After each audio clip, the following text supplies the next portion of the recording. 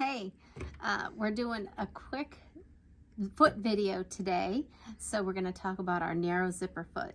With our machines, we get a zipper foot, kind of looks like a shovel head. It's big, it's a little bulky, and not that it can't do the job, but if I can get the right zipper for the, right foot for the job, I'm all for it. So this is our narrow zipper foot. It goes on either one direction or the other, depending upon your preference and the direction you need to be. So I'm just going to slide that on before we get started. This is a little tote bag I was putting in a zipper. You guys may have saw the video that I did last week that was how to put a quick zipper in somewhere it doesn't belong. It belongs here, but we're going to do the same method, and I'm going to show you a little cheater quick way to put a pocket in. So here we go. This is the back of my tote. It is about 18 inches wide. So I marked my center line. Because we're working on the inside of the bag on the wrong side of the fabric, I was able to just use a pencil. I started at my center point. My zipper is about 8 inches long, so the hole that I need for the zipper to show through needs to be about 7 inches. So I'm gonna be just like that. It will be stitched down in place with a little bit of extra on the inside to hold everything together. So because this is 8 inches, we're gonna make this 7 inches. So I drew a line, 7 inches. The distance between where I want these stitches and these stitches, holding that in place to be, is about 3/4 of an inch. So my little box is 3/4 of an inch. So I have my line showing my 7 inches. I have a line down the middle where the zipper teeth are going to go, and then at 3/4 of an inch, I have my bottom line. The other line of stitches is going to sit there. So once I have my little pattern, if you will, for my zipper, I can make a cut. Before I do that, I'm going to draw in a little triangle here at the end. That's going to give me a little flap on the inside and a little one over here. For my end, you're going to want to go right into the corner so we have nice crisp corners. That's going to be on my cut line. This center line is the cut line. So I am just going to fold this in half. You could do this with a rotary cutter if you're feeling real brave. I'm not feeling brave today, so I'm going to cut it with some scissors. And I am just going to follow my line down to the point, and then I'm going to go into the corners just like this. And then I'm going to come over this side, and I'm going to follow right down my line to the point, and then I'm going to clip into my corners just like that. So now up here so now I'm going to run really fast over to the ironing board, and we're going to press this in place. I'll see you there.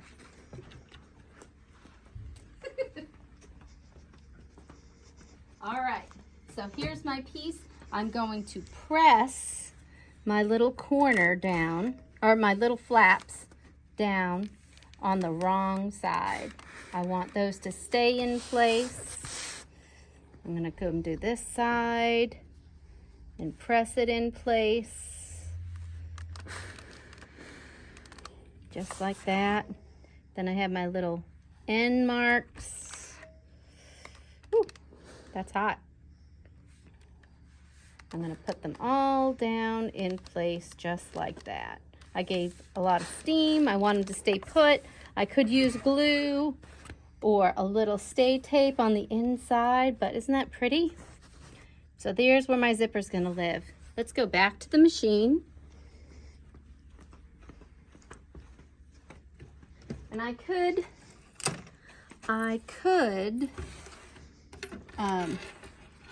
pin this in place, but I'm living dangerous today.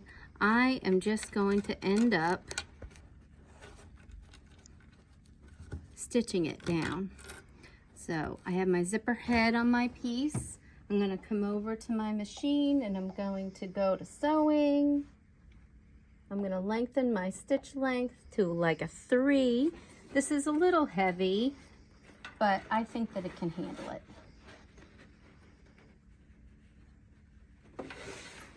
So now I'm going to show my zipper.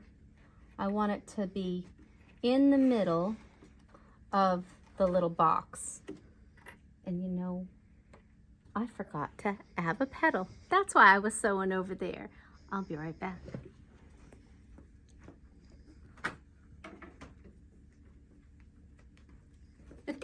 You know, you make all kinds of preparations, you plan things out, and you forget your pedal. I hope you guys can laugh with me and not at me. So, I gotta make sure that the end of my zipper is fully behind the little window that I've made. So, I wanna make sure that in the end, I'm gonna have enough zipper on the back to hold it in place. So now I have it all lined up here, and I'm going to use the edge of my foot as a guide where I'm going to line up my zipper. So I'm going to use my little window. I'm going to adjust as I go. Like I said, I could put zipper tape or glue, stick, or stay tape, or, ooh, living dangerous. Get that little tab out of the way.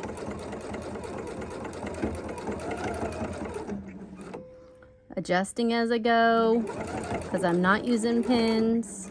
I'm gonna get to the end, I'm gonna pivot, just like that.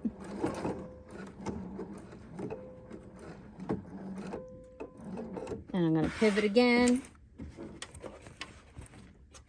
going to make sure that my zipper pull is out of the way. Everything's laying nice and even.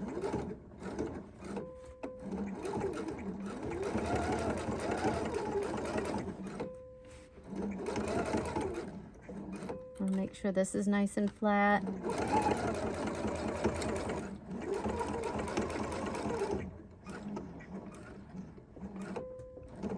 And I'm going to pivot.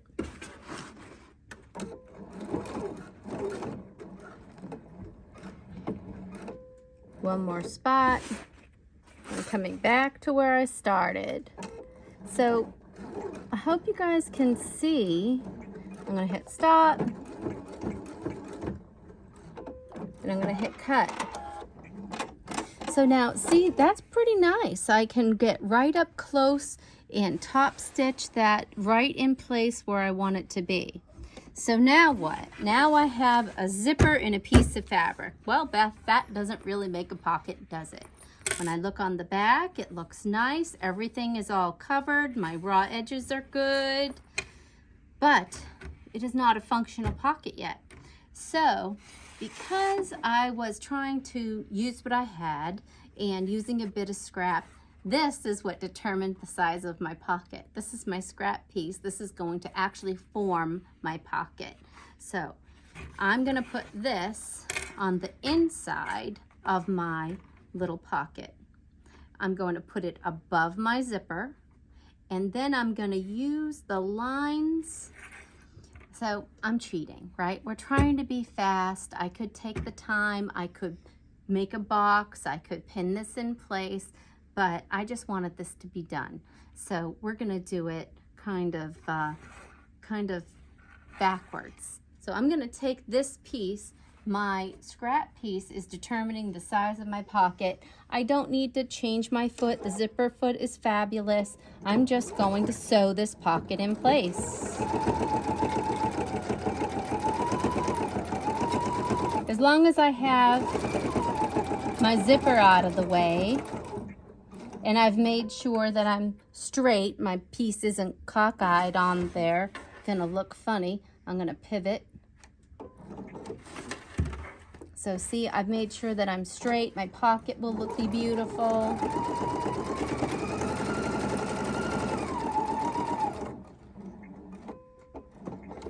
can pivot again.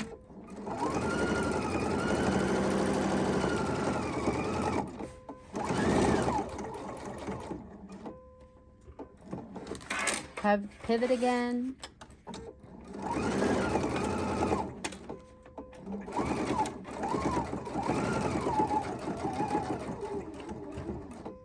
Stop. Cut.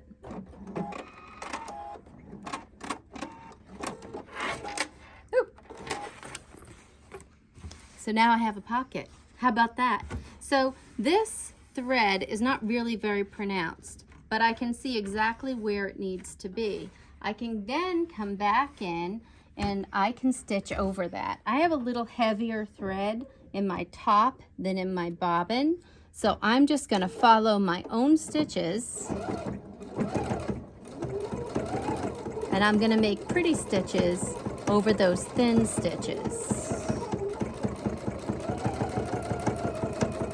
I'm going to clip that thread there where I started.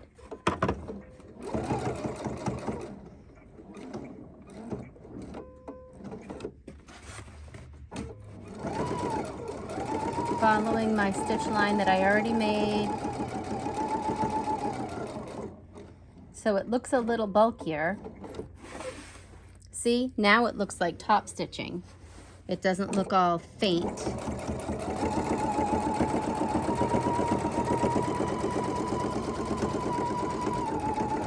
And I know exactly where to stitch because I've already done it. And I know that I am covering that inside piece. So here I go, almost done.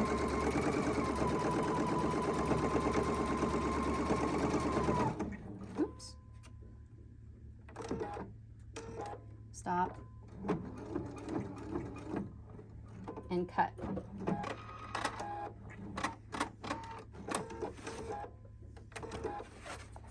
And I have a pocket. How about that? Look at that. I can open my pocket. Ready? There's my inner pocket. It's all done. It's all nice and neat, and nobody's ever going to know. Nobody's ever going to know how easy it was, or that I just have a piece of scrap making my pocket on the inside. It's just going to look nice. So, is that the fastest pocket you ever saw? Catherine, how long is this video? 12 minutes and 42 seconds. 12 minutes and 42 seconds with explanations, marking, and all of my nonsense, including running to press it. So I think that's pretty fast. You should, if you liked our video, give us a thumbs up, leave us a comment, ask us a question, tell us where you're from. That's kind of always a nice thing to see. And I guess that's all I have to say about that. Keep stitching.